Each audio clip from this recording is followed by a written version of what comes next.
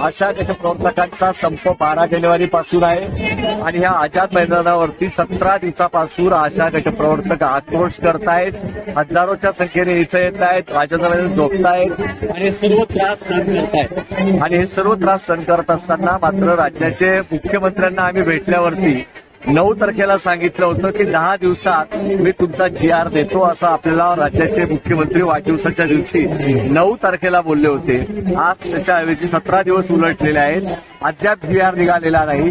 2 कॅमेरे घेऊन गेले आहेत. आज काँग्रेसचे नेते वडेवट्टीवार यांनी जेव्हा प्रश्न विधानसभेत उपस्थित केला तेव्हा ते म्हणतायत अजितदादा की संघटनेने आलं पाहिजे, बोललं पाहिजे, कमी जास्त काहीतरी केलं पाहिजे, परंतु शासन अधिकृतरित्या चर्चेला बोलवत नाही. पोलीस प्रशासनाने राज्याचे मुख्य सचिवांच्या सोबत बैठक करून दिली. त्यांनी जो शब्द दिलाय येणाऱ्या मीटिंगमध्ये आम्ही करू, परंतु आज विधानसभेमध्ये ज्या पद्धतीने अजितदादा बोलले हे अतिशय चुकीचं आहे.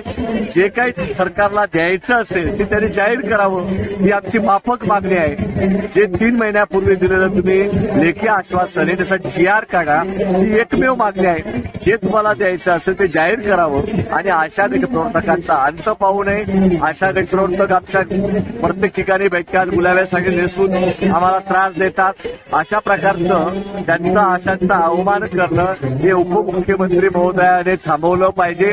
आज सुद्धा ते जे बोलले की संघटना बोलत नाही, संघटना बोलायला तयार आहेत, आशा गटप्रवर्तक समिती बोलायला तयार आहे. शासनाने पुढाकार घ्यावा, आरोग्यमंत्र्यांनी दिलेलं आश्वासनाची पूर्तता करावी, हाच आम्ही आशा गटप्रवर्तक समितीच्या वतीने या आझाद मैदानावरून सरकारला आवाहन करत आहोत. त्याची दखल घ्या आणि लवकर शासन निर्णय काढा अशी मागणी करत आहोत.